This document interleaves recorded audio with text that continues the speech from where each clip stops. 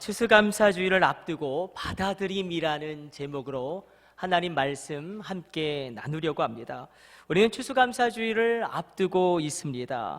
하나님은 오늘 우리가 읽었던 출애굽기 23장 말씀을 통하여 너희는 반드시 무교병의 절기를 지켜라, 너희는 반드시 맥추절을 지켜라, 너희는 반드시 수장절을 지키라 말씀하십니다.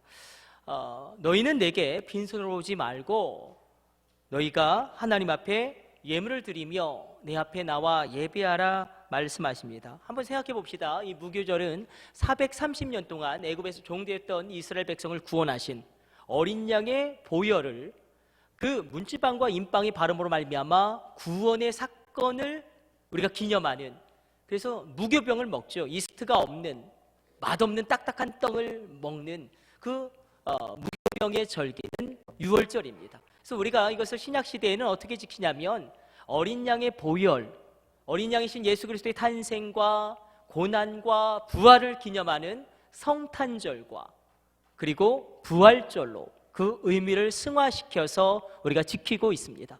두 번째는 맥추절이죠.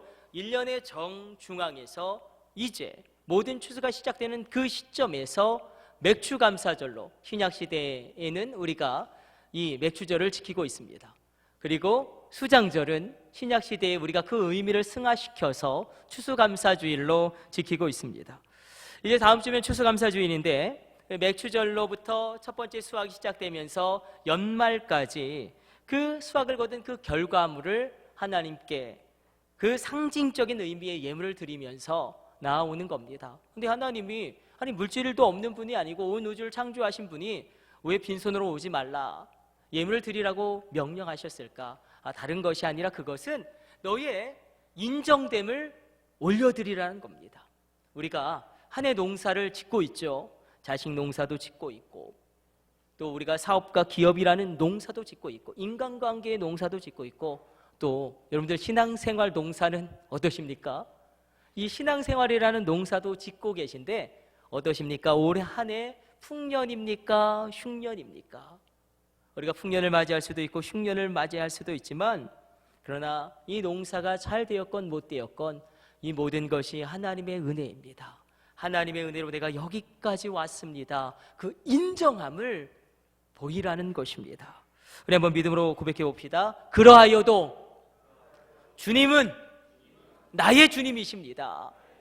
이 고백을 추수감사절에는 하나님께 올려드리는 것입니다. 농사를 망치건 풍년이 들었건 그렇게 감사함으로 주님 앞에 나아가는데, 농사를 망쳤으면, 망칠 수도 있죠. 우리가 인생을 살아가다 보면 그때 주님, 그러하여도 주님만이 나의 주님이십니다. 그 주인됨을 감사함으로 올려드리는 것이고, 농사가 풍년이 들었다면 정말 주님의 은혜로 여기까지 왔습니다. 주님의 도우심입니다. 그것을 인정함으로 감사의 예물을 드리라는 것입니다. 그런데 예물을 드릴 때의 원칙이 있어요. 우리 한번 읽어보도록 하겠습니다. 같이 합독합니다. 내 하나님 여호와께서 내게 복을 주신 대로 내 힘을 헤아려 자원하는 예물을 드리고, 어떻게 드리라고 말씀하시냐면, 우리가 2019년 결산을 해볼 때에 우리가 하나님의 복을 적게 받았다면, 내가 정직하게 생각해 볼 때 적게 받았다면 그만큼을, 내가 생각해 볼 때 2019년 하나님이 내게 복을 많이 주셨다면 그만큼, 하나님이 내게 복을 주신 대로 그것을 헤아려 드리라는 것입니다. 그런데 중요한 것은 자원하는 마음으로, 기쁜 마음으로 드리라. 그래서 바라고 원하고 축복하긴, 여러분 예물을 드릴 때에 여러분의 심령이 기뻐하시길 축복합니다. 자원하는 마음으로 기쁘게 드리라, 그렇게 말씀하고 있다는 겁니다. 그래서 우리가 추수감사 예물을 드릴 때는 기도하면서 성령님과 상의해 보시면 됩니다. 그러면 감동을 주실 거예요. 비둘기를 드려라, 아니면 양을 쪼개라, 아니면 소를 쪼개라, 그렇게 그 음성에 감동 주시는 대로 순종하며 나가면 됩니다. 그러나 반드시 그렇죠. 우리가 11조와 이 절기연금, 11조와 절기연금은 반드시 집에서 무릎을 꿇고 기도한 이후에 주의 성전에 와서 드리셔야 합니다. 그런데 우리가 오늘 이걸 들여다보려고 합니다. 그렇다면 우리의 심령의 태도는 어떠해야 될까? 심령의 태도는 어떠해야 될까? 우리 심령의 태도는 과연 어떻게 나아가야 할까? 하나님이 우리에게 어떤 심령의 태도를 원하시냐면 받아들임의 심령의 태도를 원하신다는 것입니다. 받아들임. 받아들임에서 나오는 감사를 올리시기를 원하신다는 것입니다. 오늘 그것을 하나님이 증거하랍니다. 외치랍니다. 그리고 그것을 선포하랍니다. 그래서 오늘 선포하고 증거하고 외치려고 할 것은 이 받아들임의 심령의 태도, 이 받아들임의 감사를 오늘 여러분들과 나누기를 원합니다. 한번 이렇게 생각해 보죠. 여러분, 바닷가에 가보시면 인생에 밀물이 있고 썰물이 있습니다. 밀물은 모든 게 다 밀려 들어오는 겁니다. 우리 인생의 풍년이에요. 그러나 썰물은 모든 게 밀려서 빠져나가는 거예요. 우리가 밀물일 때, 풍년에 들 때는 어떠합니까? 나의 존재감이 아주 뚜렷이 부각되고요, 모든 일이 잘 되고요, 내가 없으면 안 됩니다. 그러나 인생이 그렇게 단순한 게 아니죠. 반드시 인생에도 썰물 때가 옵니다. 사람들이 내 곁을 떠나가고요, 그토록 믿었던 사람들이 나를 외면합니다. 예, 인간은 늘 그렇습니다. 늘 있는 일입니다. 돈도 물질도 내게서 빠져나가고 건강도 내게서 빠져나가고. 인생의 썰물 때를 만나셨습니까? 외롭고 춥고 배고프고 아픕니다. 인생의 썰물 때. 이 인생의 썰물 때, 여러분들은 어떠십니까? 이제 2019년도 한 달 반 정도 남겨두고 있는데 2019년도 어떤 결론을 내리길 원하십니까? 추수감사절을 한 주 앞두고 우리가 다시 한번 하나님 말씀 앞에서 우리가 이번에 추수감사 주일 때 들려드릴 감사는 무엇인가 우리가 생각해 보길 원합니다. 이렇게 시작해 보죠. 강철왕 카네기는 우리가 잘 알고 있는 아주 전설적인 CEO입니다. 전설적인 CEO. 그러나 이 강철왕 카네기도 늘 그렇게 형통한 게 아니에요. 그의 젊은 날은 그가 학력이 약하고 그의 가문의 배경이 없었기 때문에 외롭고 춥고 고달프고 힘들었습니다. 이 젊은 카네기는 그 세일즈맨을 했어요. 이 집 저 집을 방문해서 물건을 파는 그런 일을 했는데 그때나 지금이나 그게 얼마나 어렵겠습니까? 너무나 평탄하지 않았고. 그런데 어느 날 노인댁을 방문했는데 이 젊은 카네기가 정말로 너무나 압도해버린 무언가를 만나게 됩니다. 이 젊은 카네기를 압도하는 어떤 것을 만나게 되는데 그게 무엇이냐면 그 노인댁에 걸려있던 바로 이 그림입니다. 이 그림. 이건 유명한 화가의 그림도 아니고요, 그렇다고 예술적인 가치가 탁월한 것도 아닙니다. 거칠고 투박하고요. 근데 이 젊은 카네기는 보시겠지만 이 그림 뭡니까? 너무나 쓸쓸하고 황량한 바다, 물이 쫙 빠져버린 그 썰물대의 바다 가운데 아주 외롭고 홀로 덩그라니 나룻배 한 척과 낡아뻗은 노가 놓여 있습니다. 그런데요, 이 하단에 무명의 화가가 이렇게 적어놨습니다. 인생의 밀물 때는 반드시 다시 몰려온다. 밀물 때는 반드시 밀물은 다시 밀려온다. 그날 나는 바다로 나가리라. 우리 한번 저를 따라서 고백해 봅시다. 밀물은 다시 반드시 밀려온다. 그날 나는 바다로 나가리라. 이 글귀와 이 그림이 이 젊은 카네기를 압도해버린 거예요. 그래서 노인에게 간곡히 부탁하기를, 어르신 돌아가실 때 꼭 이 그림을 저에게 주십시오. 그래서 아니나 다를까 이 노인이 돌아가시면서 이 그림을 카네기에게 줍니다. 반드시 밀물이 다시 밀려오고 그날 나는 다시 바다로 나가리라. 이 그림에 녹아져 있는 사상이 앤드류 카네기의 전체 일생을 장악하고요, 이끌고 갑니다. 비록 젊은 날에 인생의 썰물 때를 맞이하였지만 외롭고 춥고 배고프고 힘들었지만, 그러나 인생의 밀물 때를 바라보며 준비하며 나갑니다. 우리도 일어나야 합니다. 우리도 준비해야 합니다. 여러분 가정 가운데, 여러분 자녀 가운데 반드시 밀물은 다시 몰려올 겁니다. 그날 바다로 나가실 준비를 하시기를 축원합니다. 가장 어두운 새벽은 바로 이 동트기 전이 아니겠습니까? 가장 어두운 밤은 이 동트는 새벽, 그것을 암시하고 있습니다. 우리 다 알고 있죠? 그렇죠? 세상에서 가장 중요한 일들은요, 세상에서 가장 중요한 발견이라든지 세상에서 가장 중요한 일들은 모두가 다 포기하고 있을 때에 한 사람이 한 번 더 시도함으로, 한 사람이 한 번 더 도전함으로 이루어진 성취의 업적이라는 것입니다. 자, 이번에는 한번 뉴욕 이 카네기 사무실에 늘 그 중앙에 걸려있던 이 그림, 여기서 한번 뉴욕에서 우리 한번 켄터키로 가보도록 하겠습니다. 이거 우리 잘 알고 있죠, 켄터키. 커넬 샌더슨. 이 커넬 샌더슨 전 세계 3만 개의 매장을 가지고 있죠. 예. 자신이 직접 모델이 되고, 이 할아버지가, 그리고 이 할아버지가 1008번을 실패해요. 1008번을. 실패도 참 많이 했죠. 그런데 이분이 이 샌더스 카페라는 이 주유소를 운영하면서 축적한 자본으로 그런 이 지방 국도 옆에 휴게소를 하나 만듭니다. 그런데 이게 너무 잘 되는 거예요. 지방 맛집으로 소문나고. 그러나 인생의 이 밀물대가 곧 끝나버리고 인생의 썰물대가 밀려오는데 바로 그 옆으로 고속도로가 나버린 거예요. 누가 지방 국도로 달리겠습니까? 그래서 고속도로로 다 차들이 빠져나가는 그 썰물대에 사업이 곤두박질치고 인생의 내리막길을 걷습니다. 그러면서 인생 썰물에 삼중고를 겪습니다. 그 삼중고는 자녀가 죽습니다. 꼭 그래요. 안 좋은 일은 꼭 이렇게 겹쳐서 일어나요. 자녀가 죽어요. 아내가 떠나갑니다. 여러분, 너무 힘들면 이런 일이 벌어져요. 그리고 그 자신은요, 이런 거 체험해 보셨습니까? 극심한 무력감, 아무것도 할 수가 없어요. 엄청난 우울증. 그런데 이 커넬 샌더스가 어느 날 주일날 교회 앞을 지나가는데 찬송 소리가 하나 들립니다. 그 찬송이 오늘 우리가 드렸던 이 찬송이에요. 어떤 찬송이냐면 우리가 찬송 드렸죠. 382장 찬송. 너 근심 걱정 말아라, 주 너를 지키리. 주 날개 밑에 거하라, 주 너를 지키리. 우리 한번 해볼까요? 우리 한결이, 예. 우리 1절만 한번 382장. 우리 내가 커널 샌더스라고 생각하고 인생 썰물의 삼중고를 맞이했어요.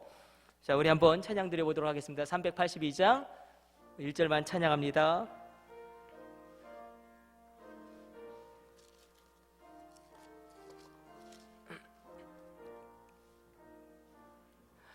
너 근심 걱정 말아라, 주 너를 지키리. 주 날개 밑에 거하라, 주 너를 지키리. 주 너를 지키리. 아무 때나 어디서나 주 너를 지키리. 늘 지켜주시리.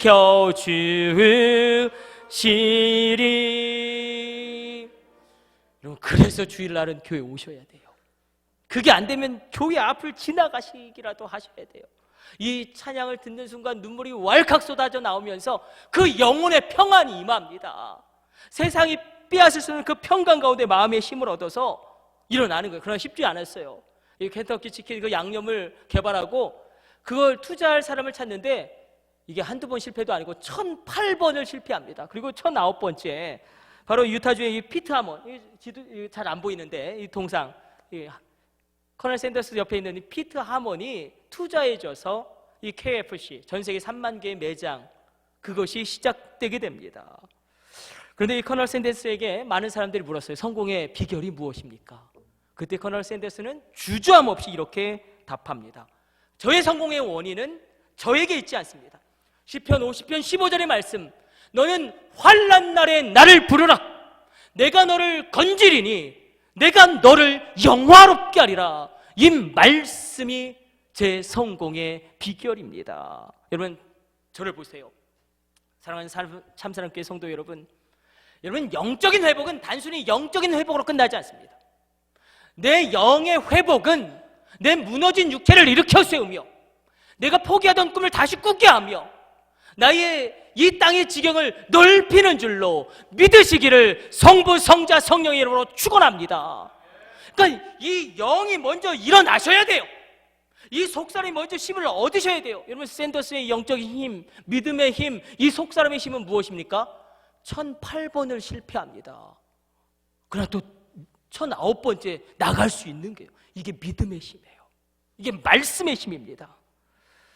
지금 우리가 붙잡을 말씀, 우리가 받아들입시다. 인생이 민물 때도 있지만 썰물 때도 있습니다. 우리 인생에 민물 때가 있어요. 모든 게 잘 되고 승승장구하고 내가 중심에 서 있고 나의 존재감이 뚜렷하게 드러나고 나를 지지해주는 사람도 많고, 그러나 인생의 썰물 때를 만납니다. 밀려나가는 거예요. 모두가 밀려나갑니다.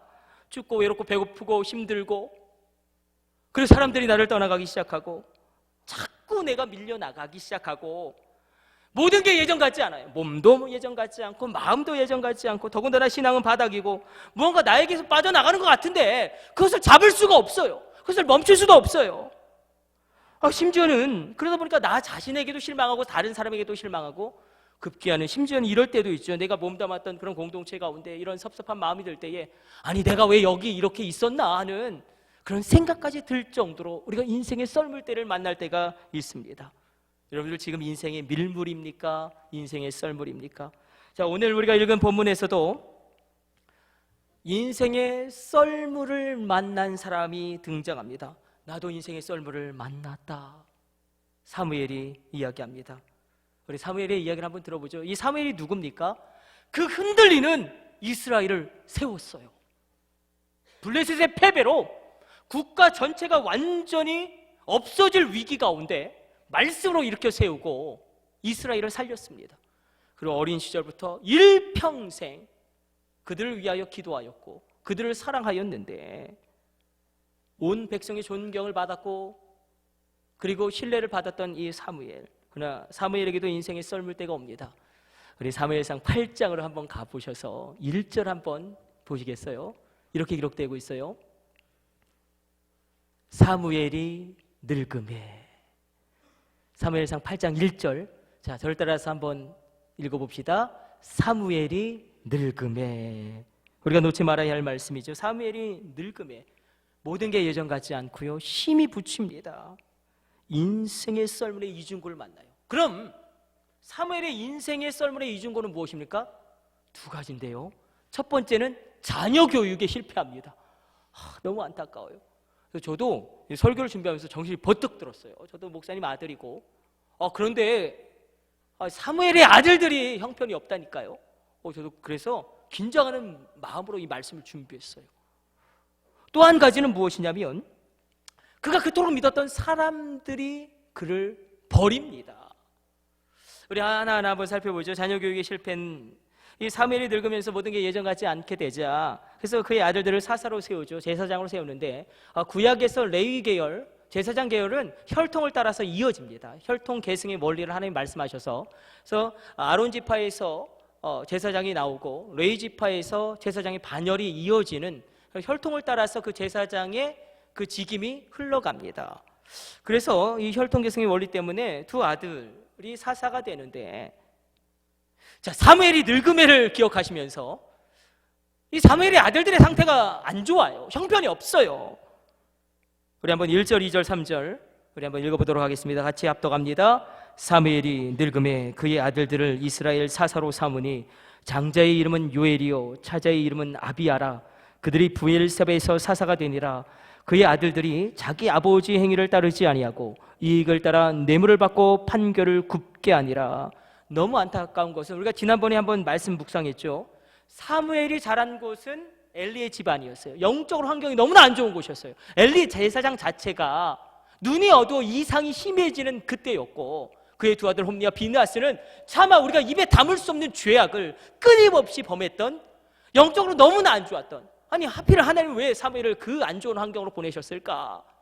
왜 엘리 제사장 밑으로, 홈리 제사장 밑으로, 비느하스 제사장 밑으로 보내셨을까? 우리 이거 믿읍시다. 하나님은 그 안 좋은 환경에서도 이 사무엘을 하나님의 마음을 시원하게 하는 사람으로 아주 멋지게 키우신 겁니다. 우리 자녀도 하나님이 돌보실 줄로 믿으시길 축원합니다. 우리 자녀 돌보실 거예요. 그 열악한 영적 환경에서 이토록 훌륭한 사무엘이 성장하고 이렇게 일어나게 됩니다. 그런데 오늘은 너무나 안타깝게도 정반대의 상황이에요. 아니 그토록 영적으로 민감하고 그토록 기도하고 그토록 뜨거운 이 사무엘 밑에서 어떻게 이런 형편없는 망나니 같은 아들들이 태어날 수 있을까? 뇌물을 다 받고요, 공정을 다 버려버립니다. 이렇게 표현되고 있어요. 뇌물을 받고 판결을 굽게 했다. 여러분, 이게 의미하는 영적 의미가 무엇입니까? 뇌물을 받고 공정한 재판을 포기했다. 바로 이 사무엘의 두 아들, 이 요엘과 아비야가 하나님을 두려워하지 않은 겁니다. 잘 보세요. 여러분, 하나님만 두려워하면 사람이 두렵지 않습니다. 하나님만 두려워하면 상황도 두렵지 않습니다. 그러나 하나님의 존재감이 나에게서 약해지고 떨어질 때는 어떻게 됩니까? 사람을 두려워하기 시작합니다. 환경과 나의 처지기를 두렵게 생각하기 시작합니다. 그때부터 하나님이 가볍게 보이게 되는 것입니다. 도대체 요엘과 아비야가 언제부터 이렇게 망가졌을까? 언제부터 이렇게 형편없이 무너졌을까? 우리가 그래서 참 겸손해지는 거예요. 이 말씀 앞에 서면서 저나 여러분이나 똑같이 느끼는 게 이거 아닙니까? 그렇구나. 자녀 교육에는 정답이 없구나. 그렇구나. 전혀 예상할 수 없는 방향으로 흘러가는 게 자녀 교육이구나.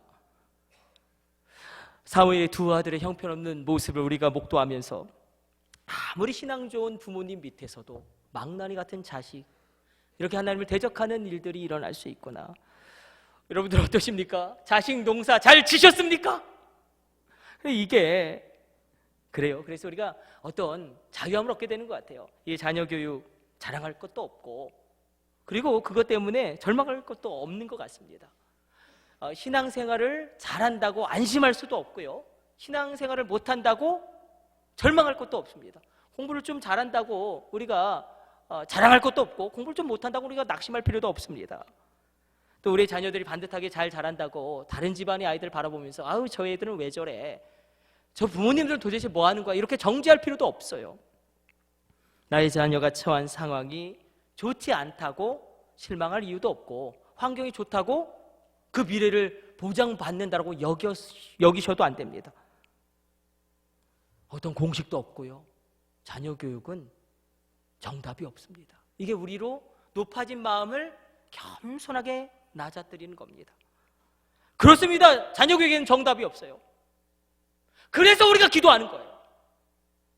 그래서 우리가 자녀를 놓고 부르짖어 기도하는 겁니다. 기도하셔야 합니다. 우리 오랜만에 우리 설교 시간이지만 우리 한번 부르짖어서 기도해 봅시다. 주여, 부르짖으면서 주여, 이 자녀 살려주옵소서, 고쳐주옵소서, 지켜주옵소서, 높이 들어 사용하여 주옵소서. 바로 이게 사무엘이 만난 인생 썰물의 첫 번째 파고입니다. 두 번째는, 자녀 교육의 실패가 첫 번째라면 두 번째 인생 썰물은 무엇이냐면, 이 떠밀려 나가는 그 썰물은 다름 아닌 믿었던 사람들에게 버림받는 거예요. 자, 사무엘이 늙어가죠. 늙어가요. 그런데 백성들의 모든 장로가 찾아옵니다. 이럴 수는 없는 거예요. 우리 한번 4절만 읽어보도록 하겠습니다. 같이 합독합니다. 이스라엘 모든 장로가 모여 라마에 있는 사무엘에게 나아가서, 모든 장로에 집중해 주십시오. 모든 장로가 찾아온 거예요. 그리고 그를 버립니다. 그래서 사무엘상 8장은 사무엘에게 이제 1선에서 후퇴해서 2선으로 은퇴하라는 백성들의 요구입니다. 아주 기가 막힌 요구예요. 사무엘이 받아들이기 너무 힘겨운 이걸 생각하면서 우리 5절도 같이 읽어보도록 하겠습니다. 같이 합독합니다. 그에게 이르되 보소서, 당신은 늙고 당신의 아들들은 당신의 행위를 따르지 아니하니 모든 나라와 같이 우리에게 왕을 세워 우리를 다스리게 하소서 한지라. 이스라엘 백성들이 모든 장로가 찾아왔어요. 모든 장로가. 어쩌면 그럴 수 있을까?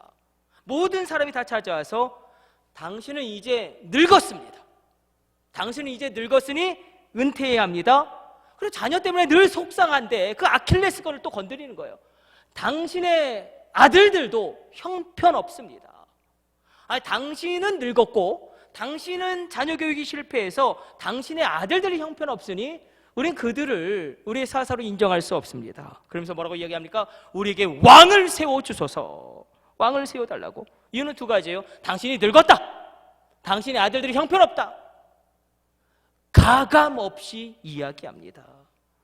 직설적으로 이야기하면 이제 당신 늙었으니까, 그렇다고 당신이 자녀 교육을 잘한 것도 아니니까 은퇴하십시오. 여러분, 이 말들은 사무엘이 얼마나 속이 해집어질까요? 얼마나 그 속이 뒤집힐까요? 믿었던 그들이 자신을 버릴 때에, 사랑했던 그들이 자신을 버릴 때에, 자신이 평생 몸담았던 그 공동체가 매몰차게 자기를 내어쫓을 때에 얼마나 기가 막히고 섭섭하겠습니까? 근데 이런 상황에서 어떻게 반응하고 어떻게 대처하느냐, 이걸 받아들이는 거예요. 이것을 우리가 보는 거예요. 보통 이런 경우 사무엘과 같은 위치에 있는 리더들은 화를 냅니다. 너희가 어떻게 나에게 이럴 수 있는데, 내가 얼마나 너희를 위해 헌신했는데, 내가 이 나라를 얼마나 이렇게 든든하게 세워놨는데, 야, 너희는 은퇴하지 않아? 너희는 늙지 않아? 너희도 곧 때가 와. 이렇게 화를 내고 반발하는 겁니다. 사실 그러나 이것은 가장 최악의 반응이에요. 조금 내공이 있는 리더들은 어떻게 하냐면 앞에서는 의연하게 대처하면서 세력을 규합합니다. 그러나 늙었기 때문에 예전 같지 못하고 씁쓸하게 퇴장하는 경우가 대다수입니다. 우리가 이런 일을 겪어요. 내가 늙었을 때, 예전 같지 않을 때에 이런 일들은 직장에서도, 또 정치에서도, 또 심지어 교회에서도 늘 일어나는 일입니다. 오늘 우리가 집중하려는 것은 사무엘의 태도예요. 어떤 태도를 가지고 그 모든 것이 밀려서 빠져나가는 그 썰물대를 당하였을 때에 사무엘이 어떻게 하는가? 그래, 한번 읽어봅시다. 받아들임. 받아들인 거예요. 받아들입니다. 사무엘은 절대로 화를 내지도 않고요, 그렇다고 싸우지도 않고요, 사사이면서 제사장이란 자신의 자리를 내려놓을 수 없다고 버티지도 않습니다. 사무엘이 어떻게 하냐면, 자, 우리 6절 말씀 집중해서 읽어보도록 하겠습니다. 6절 우리 같이 합독합니다. 우리 찾아볼까요? 자, 사무엘상 8장 6절 찾았으면 아멘. 우리 같이 합독합니다. 우리에게 왕을 주어 우리를 다스리게 하라 했을 때에 사무엘이 그것을 기뻐하지 아니하여 여호와께 기도하매. 사무엘은 이 문제를 가지고 하나님께 나아갑니다. 기도로 나아갑니다. 기뻐하지 않았다는 그 속이 슬픔을 완곡적으로 표현하고 있는 표현이고, 그렇게 기도하였을 때에 하나님이 어떻게 위로하시냐면, 우리 7절 말씀 읽고 말씀 정리하도록 하겠습니다. 7절 우리 같이 합독합니다. 여호와께서 사무엘에게 이르시되 백성이 내게 한 말을 다 들으라. 이는 그들이 너를 버림이 아니요 나를 버려 자기들의 왕이 되지 못하게 함이라. 이렇게 위로하시는 거예요. 사무엘아, 너 마음이 많이 아프지? 너 속상하지? 너 섭섭하지? 너 그런데 그거 아니? 너를 버린 게 아니야. 하나님이 나를 버린 거야. 너를 버린 게 아니야. 하나님이 나를 버린 거야. 이렇게 사무엘을 위로합니다. 사무엘이 그 마음의 평강을 지키게 됩니다. 여러분, 기도의 유익은 내 마음의 평강을 지키는 것이길 축원합니다. 그러면서 그는 일선에서 물러나고, 나이도 있고 늙었고 예전 같지 않기 때문에, 그러나 중요한 것은 무엇이냐면 그 상황에서 이 모든 것을 받아들이고 그 상황에서 자기가 할 수 있는 일을 합니다. 자기가 할 수 있는 일을 해요. 기름을 부어 왕을 세우고 백성들을 위해 기도하고 백성들을 말씀으로 가르칩니다. 사무엘이 인생의 썰물을 만났을 때에 내려놓을 것은 다 내려놓고 그 상황에서 자신이 할 일을 합니다. 그래서 자신이 붙들어야 할 것을 붙들어요. 그래서 저는 이것을 이렇게 표현하기를 원해요. 받아들입니다. 받아들임. 내가 늙었다는 것을, 예전 같지 않다는 것을 받아들이고, 내 건강도 예전 같지 않다는 것을 받아들이고 인정하고, 뭐 자녀들 때문에 얼굴을 들기 어렵다고 하더라도 그것 때문에 너무 그렇게 속상해하지 말고 포기하지 않고 그냥 받아들임. 그 상황에서 내려놓을 것은 내려놓고 그 상황에서 내가 할 수 있는 것을 묵묵히 감당하는 이 사무엘의 받아들임의 영성이 저와 여러분 가운데 회복되어지기를 축복합니다. 인생의 썰물을 만났을 때에 우리가 주목해야 할 것은, 저도 여러분 그거 아십니까? 사무엘상 8장은 사무엘의 은퇴예요. 그런데 잘 보세요. 은퇴 이전에 사무엘의 사역이 강력합니까? 아니면 은퇴한 이후에 사무엘의 사역이 더 강력하고 위대합니까? 말할 것도 없죠. 은퇴한 이후에 사무엘의 사역이 더 강력하고 더 위대하고 더 놀랍습니다. 왜요? 왕을 세우지 않습니까? 기름 부어서 사울왕을 세우고요, 그 사울왕을 또 패하고요, 다윗왕을 세웁니다. 누가 다윗에게 기름을 부었습니까? 얼마나 중요한지 몰라요. 오늘 하나님이 우리에게 추수감사주일을 앞두고 말씀하십니다. 나의 인생길 여정 가운데 썰물 때가 있답니다. 그거 받아들이랍니다. 내려놓을 것은 내려놓고, 그러나 그 상황에서 내가 할 수 있는 일을 하면 된다라는 겁니다. 그 상황 가운데 내가 할 수 있는 일을 묵묵히 감당하면 우리는 은퇴한 이후에, 아니면 내가 인생의 썰물을 만나서 모든 것이 예전 같지 않을 때, 오히려 이전보다 밀물 때보다 더 강력하게 하나님께 쓰임받을 수 있음을 믿으시기를 축복합니다. 내 인생의 밀물이 그러나 다시 밀려 들어옴을 믿음으로 붙잡는 거예요. 여러분, 밀물은 다시 여러분 가정 가운데 밀려 들어올 겁니다. 이 밀물은 다시금 여러분 자녀 가운데 몰려 들어올 겁니다. 이 밀물은 다시금 우리 교회 가운데 밀려 들어올 겁니다. 그날 우리는 다시 바다로 나가면 되는 거 아니겠습니까? 이 추수감사주일을 우리가 일주일 앞두고 우리가 올려드릴 감사는, 하나님이 원하시는 감사는 이 받아들임 속에서 나오는 감사, 이 받아들임 속에서 내 인생의 썰물 때를 맞이하였을 때 이 받아들임 속에서 나오는 이 감사, 우리 한번 올려드리면서 우리가 추수감사주일 주님 앞에 달려나가기를 간절히 바라고 원합니다.